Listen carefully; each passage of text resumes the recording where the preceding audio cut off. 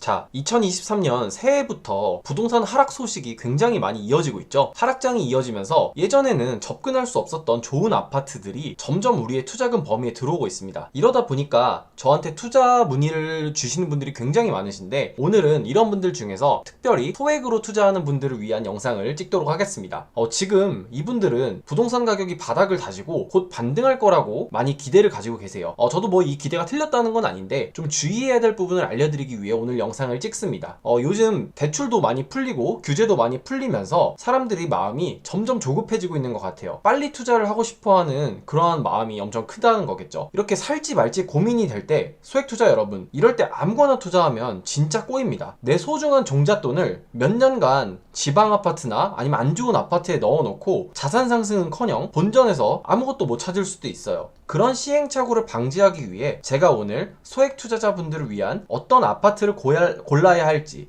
아니면 어떤 아파트를 사면 안 될지, 그런 시행착오를 방지하기 위해 제가 오늘 영상을 준비했습니다. 소액이라고 아무 아파트나 투자하면 절대 안 됩니다. 절대 투자하면 안 되는 아파트 유형에 대해서 오늘 영상에서 설명해 드릴 테니까 조급함은 잠시 내려놓으시고 한번 영상 끝까지 봐주세요. 그럼 바로 시작하겠습니다. 절대 사면 안 되는 첫 번째 아파트 유형은 바로 상승기에도 가격이 안 올랐던 아파트입니다. 상승기임에도 불구하고 가격이 많이 안 오른 아파트는 왜 사면 안 될까요? 결론부터 말씀드리면, 남들 다 오를 때 혼자 안 올랐던 아파트는 시세 차익 가능성이 낮습니다. 같은 값이면 상승장에서 올랐던 물건을 투자하는 게 훨씬 낫습니다. 그러면 가격이 많이 올랐는지 안 올랐는지는 어떻게 알 수 있나요?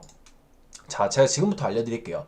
바로 내가 보고 있는 그 단지 가격과 그 단지가 속한 지역의 매매 평균가를 비교를 하면 알 수 있습니다. 지금 설명드린 내용 진짜 중요하니까 잘 들어보세요. 지역 매매 평균가가 올랐던 시기에 지역에 있는 단지들이 평균적으로 가격이 올랐겠죠. 그러니까 평균이 오른 거니까요. 근데 평균적으로 올랐는데도 불구하고 내가 보는 단지가 많이 안 올랐다? 그러면 얘는 평균보다 못한 아파트라는 겁니다. 이런 아파트는 그 지역에서 비교적 수요가 떨어지는 입지에 있고, 수요가 떨어지는 입지의 아파트를 사게 되면 내가 원하는 시기에 매도를 할 수가 없습니다. 왜냐하면 그걸 아파트를 원하는 사람이 별로 없으니까요. 그렇다면 종잣돈이 묶일 수 있고, 잘못하면 시세가 떨어질 수도 있겠죠. 쉽게 예를 들어 설명해 드리도록 하겠습니다. 지금 화면에 보이는 그래프 좀 봐주시면은, 예를 들어 대구라는 지역에 투자를 했다고 해볼게요. 대구에 있는 A라는 아파트를 보고 있다고 가정을 해보겠습니다. 그러면 왼쪽에 있는 지역 매매 평균가는 대구의 매매 평균가가 되겠고요. 관심 단지는 말씀드린 A 단지가 되겠습니다. 자, 그리고 대구 지역이 2020년부터 23년까지 상승기가 이어졌다고 가정을 해볼게요. 가정입니다. 대구는 지금 상승기가 아니죠. 그러면 왼쪽 지역 매매 평균가 그래프를 보시면 대구 지역에 있는 아파트들이 평균적으로 매매 가격이 상승했다는 의미입니다. 이때 내가 매수하려는 아파트 가격 그래프를 한번 봐보세요. 오른쪽에 있는 아파트죠. 자, 그러면 2020년부터 23년까지 관심 단지는 아주 소폭 상승했죠. 지역 매매 평균가는 좀 많이 상승한 거에 반해서요. 그렇다면 이 아파트는 대구에서 수요가 떨어지는 아파트라고 할 수 있습니다. 그리고 다시 상승장이 온다 해도 상승폭이 큰 아파트가 아니라는 거죠. 같은 상승 기간인데 지역 내 어떤 아파트들은 쭉쭉 올랐지만 내가 본 단지만 잘 안 오르거나 상승폭이 지역 평균 대비 적다면 그 아파트는 시세 차익 가능성이 낮으니까 투자 대상에서 제외하는 게 좋습니다. 자, 여기까지 말씀드리면, 아니 누가 그런 아파트를 사냐, 딱 봐도 수요가 없고 딱 봐도 입지가 안 좋은 아파트들 특징이 그런 거 아니냐 라고 하실 텐데요. 자, 오늘 영상의 타겟은 소액 투자자분들입니다. 소액 투자자분들이 이런 아파트를 많이 보세요. 왜냐면 종잣돈이 없거든요. 저도 그랬고요. 작은 종잣돈과 빨리 투자를 해야겠다는 조급함이 만나면 기가 막힌 시너지가 나서 이런 아파트를 사게 됩니다. 그리고 종잣돈이 묶여서 진짜 반등장에 좋은 입지를 살 수 있는 타이밍에 아무것도 못하게 되죠. 그래서 이렇게 좀 지역 매매 평균가보다 낮게 상승한 아파트를 어떻게 찾는지, 자, 지금부터 제가 그 방법을 알려드리도록 하겠습니다. 호갱노누를 켜서 한번 보여드리도록 할게요. 자, 호갱노누 사이트에서 아까 지역 매매 평균 가격과 아파트 매매 평균 가격을 보는 방법을 알려드릴게요. 여기 보시면 지금 제가 특정 아파트를 선택했습니다. 이 아파트 시세 그래프 이렇게 나오죠. 여러분들 자주 보시는 사이트니까 아마 아실 거예요. 여기서 스크롤을 내리시고, 그럼 여기 평단가라는 카테고리가 있습니다. 평단가에서 3년 변동. 왜 3년으로 하냐면 제가 보고 있는 이 지역이 실제로 2020년부터 23년까지 상승을 했습니다. 그래서 3년 동안의 변동 가격을 보면 상승기 변동을 볼 수 있는 거죠. 이 아파트는 현재 11.92%만큼 상승했다고 나오는 겁니다. 그러면 대략 12%가 오른 거죠. 12%가 오를 동안 이 아파트가 속한 지역은 얼마나 올라왔는지 보겠습니다. 자, 이 아파트는 전라북도 전주에 있습니다. 전라북도는 평균적으로 20%가 올랐고 전라북도 덕진구에 있는데 덕진구는 24.57%, 약 25%가 올랐네요. 그런데 이 지역의 매매 평균가가 25%가 오를 때 이 아파트는 12%만 오른 거죠. 사실 12%만 올랐으면 많이 오른 건 아닙니다. 자, 아까 호갱노노에서 보여드린 이 아파트를 제가 조금 더 디테일하게 보여드릴게요. 자, 보시면 이 아파트가 속한 덕진구의 매매 평균 가격은 2020년부터 2023년까지 629만원에서 817만원으로 약 30%가 상승했습니다. 30%가 상승할 동안 이 아파트 개별 단지는 3년 동안 570만원 평당가에서 645만원으로 약 13%가 상승했습니다. 30%가 지역 평균 매매가고 내가 보는 관심단지가 약 13%가 오른 거죠. 이거 생각하면 뭐 13%라도 내가 먹었으니까 괜찮은 거 아니냐 라고 하시겠지만 사실 3년간 13%면 물가 상승률 수준입니다. 물가 상승률이 뭐 요즘은 더 많이 오르죠. 근데 막 저금리일 때는 그래도 2, 3%씩 물가 상승률이 올랐으니까 3년간 13%면 사실 투자로서 이득을 봤다고 얘기하기 좀 힘듭니다. 내가 만약 투자를 할 거다 그러면 지역 매매 평균가보다 많이 올랐던 단지들 아니면 그거보다 거의 비슷하게라도 오르는 단지에 투자를 하셔야 최대한 상승장에 많은 상승분을 여러분이 투자로서 얻을 수 있습니다. 그리고 또 설명을 해드리면요, 제가 여기 관심단지라고 적어놨던 이 단지에서 약 500m밖에 안 떨어진 거의 비슷한 입지에 있는 연식도 비슷했어요. 연식도 한 5년 정도 오히려 더 구축이었던 그 아파트가 투자금은 약 2천만 원 정도 더 적었었거든요. 그런데 그 아파트는 2020년부터 2023년까지 약 22% 상승했습니다. 이 말은 무엇이냐? 같은 지역 내 더 적은 투자금으로 더 많은 상승을 할 수 있었던 아파트가 있었다라는 얘기입니다. 그래서 여러분이 소액이시라면 이런 아파트를 찾아야 돼요. 그 지역 내 매매 평균가보다 더 높거나 아니면 비슷하거나 아니면 낮더라도 조금 상승 기간 동안 더 많이 상승했던 아파트들, 이런 아파트들을 찾아서 투자를 하셔야 소액 투자자로서 자산 증식을 빠르게 할 수 있습니다. 좀 어려웠을 수도 있는데요, 이 개념을 이해하시면 특히 지방에 가셨을 때 좋은 아파트를 선별할 수 있습니다. 자, 두 번째로 소액 투자자분들이 절대 투자하면 안 되는 아파트는요, 전세가율이 너무 높은 단지는 피해야 합니다. 전세가율이 의미하는 바가 뭐죠? 전세가율이 의미하는 거는 전세 가격을 매매 가격으로 나누고 그거를 곱하기 100 하면 전세가율이 됩니다. 좀 예시를 들어서 설명드릴게요. 만약에 어떤 아파트의 매매 가격이 1억이라고 가정할게요. 그리고 전세 가격은 9천만 원이라고 해봅시다. 그러면 9천만 원 나누기 1억 곱하기 100이니까 전세가율은 90%가 됩니다. 자, 그러면 전세가율이 높은 아파트는 왜 피해야 할까요? 전세가율이 높다는 의미는 이렇습니다. 내 돈 주고 내가 이거를 사기는 좀 애매하고 잠깐 거주해야 되는 그런 아파트라는 의미입니다. 예를 들어서 지방으로 발령난 직장인들이 잠깐 거주하는 곳이거나 아니면 공단 옆에 있는 그런 외국인 노동자들을 위한 아파트들, 이런 아파트들은 내 돈 주고 매수하기는 애매하죠. 왜냐면 내가 그 지역에 살 것도 아니고 그 지역이 투자 가치가 높은 것도 아니니까. 하지만 잠깐 내 필요에 의해서 거주를 해야 되기 때문에 전세로 들어가서 사는 사람들이 많습니다. 그렇다 보니까 전세 가격은 여전히 형성이 되지만 매매 가격은 더 오르지 않는 거죠. 그러면 두 개 가격이 붙게 돼서 결국엔 전세가율이 높게 되는 겁니다. 자, 그리고 이런 사람들은 자기가 기회만 되면 더 좋은 입지로 내 집 마련을 하려 떠납니다.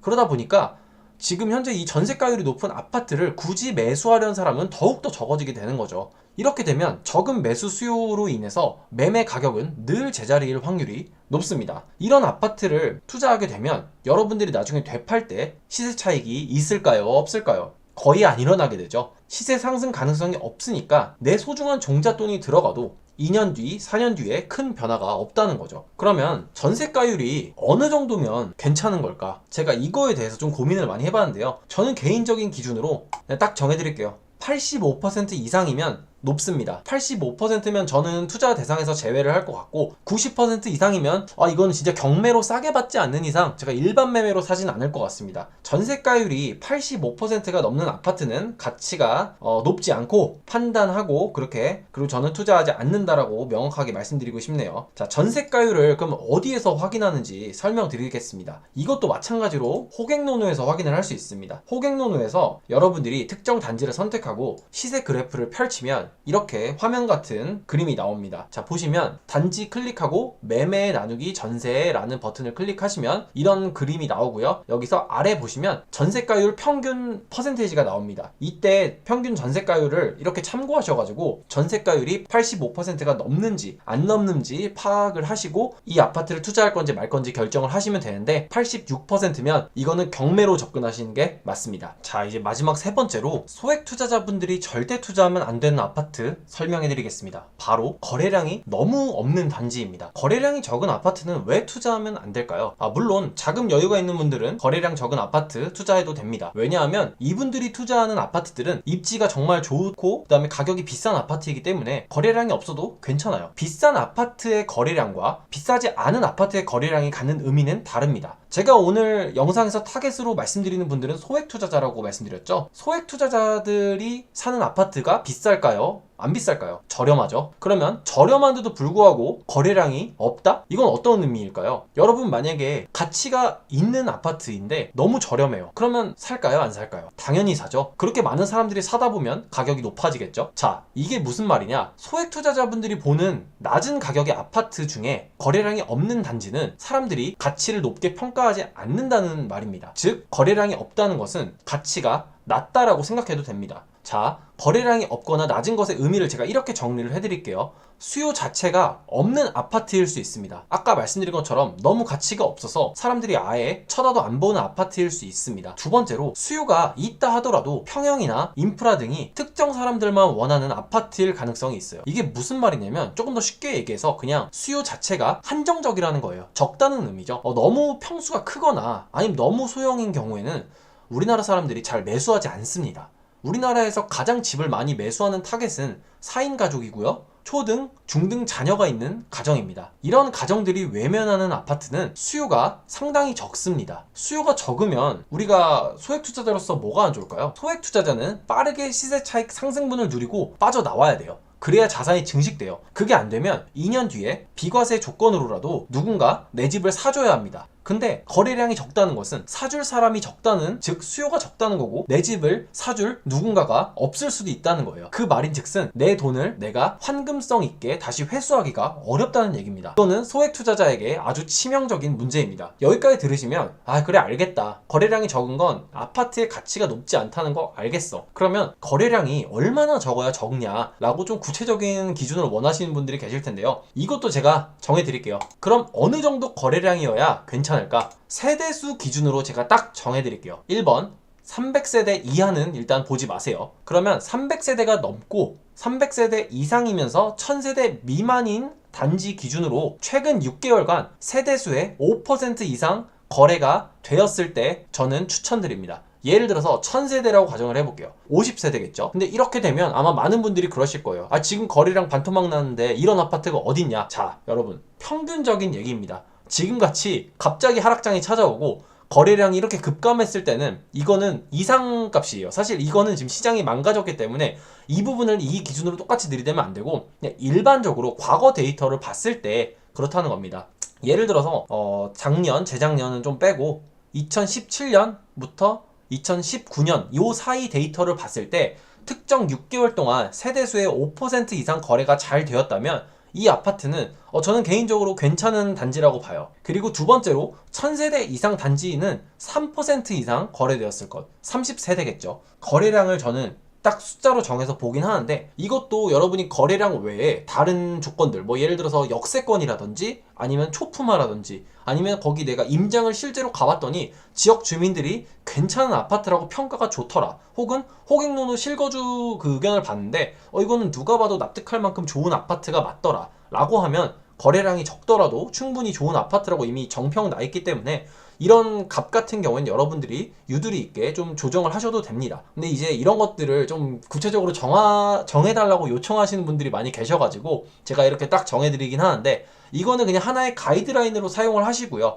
여기에 맞지 않더라도 여러분이 보셨을 때 이 아파트는 그래도 지역 내에서 좀 괜찮은 아파트라고 평가도 받고 실제 가격도 어느 정도 그렇게 형성이 되고 있다 라고 하시면 약간의 유두리 있게 조정을 하셔도 됩니다. 이렇게 실제 호갱노노에서 제가 보여드릴게요. 호갱노노에 들어가서 거래량을 확인할 수 있는 거 혹시 모르시는 분들을 위해서 확인해 드리면 아까처럼 단지를 클릭하시면 시세 그래프가 나오고요. 그 그래프 바로 밑에 계약일과 가격, 타입, 동층이 이렇게 딱딱딱 찍힙니다. 이거를 이제 6개월 단위로 보실 수 있는데 이 부분 한번 해보시면 어렵지 않게 해보실 수 있습니다. 지금까지 소액 투자자분들이 절대 투자하면 안 되는 아파트 유형에 대해서 간략하게 말씀드렸습니다. 소액 투자자분들의 목표는 자산 증식입니다. 그러나 종잣돈이 부족하니까 좋은 물건에 투자하기가 어려우세요. 그러다 보니까 조금 이제 안 좋은 물건들 중에서 그나마 괜찮은 물건들에 투자를 하셔야 되는데 이 못난 물건에 투자를 하다 보니까 시세 차익이 안 되거나 아니면 돈이 묶이는 투자를 하시게 됩니다. 그러다 보면 자산 증식이 어렵게 되죠. 제가 오늘 영상에서 소개해드린 이 아파트 3개 유형 여러분들이 피하기만 하셔도 충분히 시행착오를 피하실 수 있습니다. 저는 개인적으로 이 방법을 사용하시면 50% 아니 90%는 시행착오를 피할 수 있다고 생각합니다. 오늘 제가 알려드린 방법대로 호갱노노에서 한번 시세 그래프를 펼쳐놓고 아파트를 찬찬히 살펴보시면 그냥 내가 감으로만 좋아 보였던 아파트들이 정말 괜찮은 아파트인지 한번 판단을 해보실 수 있을 겁니다. 저는 다음 영상에서 더 좋은 영상으로 찾아오도록 하겠습니다. 감사합니다.